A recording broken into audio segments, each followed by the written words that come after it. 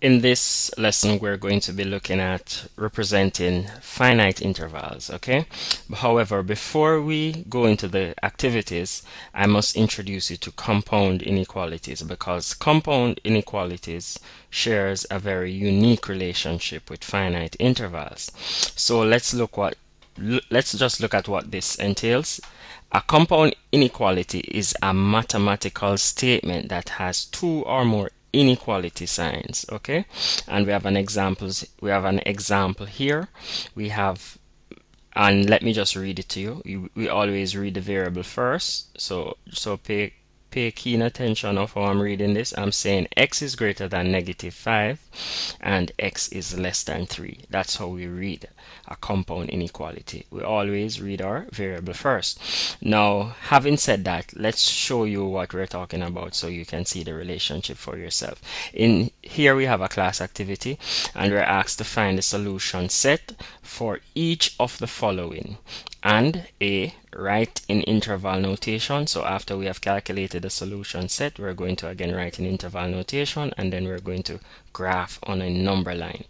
Now, when working with compound inequalities, it can get a little bit tricky. So I'm going to show you a neat little trick that you can use to work your way out of this, okay? Now pay attention to me carefully. What I'll be doing, I am going to, and the brackets that I'm using now doesn't matter, okay? They're of no significance. I'm just using the brackets so that you can see clearly what I'm doing. Now what I'm going to do, I'm going to change my color to a white, and I'm going to put this here. Look, I am putting this, the 39 here, okay? And then I'm going across, and I'm going across my first inequality sign, and I'm going to go straight out to the one, and I'm not gonna pass this inequality sign, and I'm putting all of this in a bracket, okay? So if you notice, I have bracketed a part of my compound inequality with one inequality sign in it, okay? Now what I've just bracketed, I'm going to bracket it in white. I'm going to work out that solution in white, okay? So let me just pull up the screen a bit because we're going to need a little bit more space now, guys, okay? Let me just get this up a bit. Okay, good. That's good enough for now. Okay, good. Now check me out now. I am going to take, and we know how to work with an inequality. Let me just put it over here in white. So I have 39 is less than 2x plus 1, okay? So I'm going to calculate this. We know how to work it out when we have a single inequality. It may look a bit confusing when we have more than one inequality sign. So what we're going to do, what I did, I just break it up in pieces. So I'm going to work out this. Now again, we have 2x plus 1, so I must subtract 1 from both sides. So I'm going to say 31, my bad, 39 minus 1 is less than 2x. And I know that a plus 1 and a minus 1 will cancel out, okay? So I'm left with 39 minus 1 will leave me with a 38 is less than 2x. Now 2 is multiplying x, so I must divide both sides of my inequality by 2. So a 2 will cancel a 2 here, and a 2 into itself goes one time, and a 2 into 38 goes 19 times. So therefore what I really have left over here is 19 is less than x, okay? So all I did was to just bracket it up one of my inequality sign and find my solution set for that. Now look what I'm going to do. I'm not finished as yet. I'm going to do the same thing to this side. Look where I'm starting now. I'm starting from this side, and I'm putting this in green so that you can distinguish what I'm doing.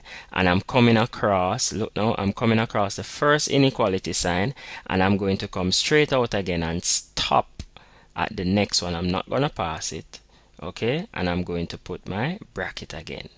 Good. So here now what I'm focusing on is this inside the green bracket now. What's inside the white bracket, I have calculated that in white here, so I'm going to calculate what is inside the green brackets in green. So here I have a 2x plus 1 is less than 53. So now I can calculate this pretty easy. So I'm going to say I'm going to subtract 1 from both sides. So I must have 2x plus 1 minus 1 is less than 53 minus 1. So I know that a positive and a negative will cancel out. So I'm left with 2x is less than 53 minus 1 will give me a 52. So I must now divide through by 2 again. So I'm dividing through both sides by 2. So a 2 here will cancel a 2 there. So I have x is less than 2 into itself goes once, and 2 into 52 goes 26 times. So x is less than 26. Now look at this now, guys. This is pretty cool now. Let's show you what we're up to now. Now the values, let me pull up this a bit. Okay, let me just make some space quickly. Let me just shift down my number line a bit so that we can utilize the space. Now look at me carefully now, guys. Now this x, the solution for this over here now, I'm going to pull it inside here. Okay, bam, like that. Good. And I'm going to pull this inside here like that also. Good. And if you notice, x is on this side and x is on this side, so I'm going to just use one x to represent that, those two x's. Okay, so this x here represents these two x's. Okay, and then now I am just going to put back my inequality sign there, the less than sign. So I'm going to put back that less than sign there. My less than sign here, I'm going to put it back in green also. Good. So I'm going to put back that there, and my 26 is going to come here, and my 19 is going to come there. Okay, it's that easy. So basically we have our solution set. Now this represents our solution set.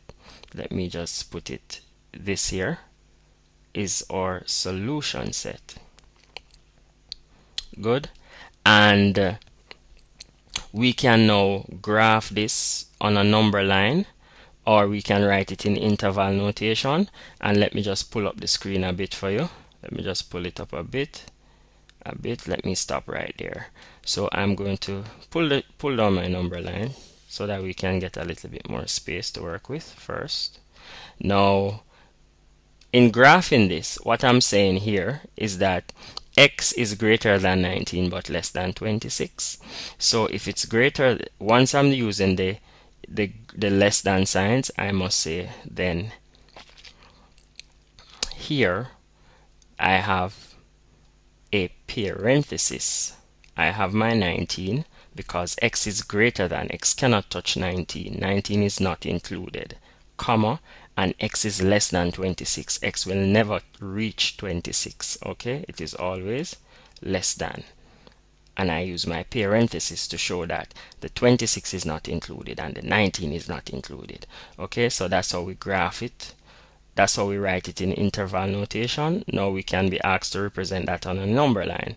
So let me just check my number line first. 18, 19, 20, 21, 22, 23, 24.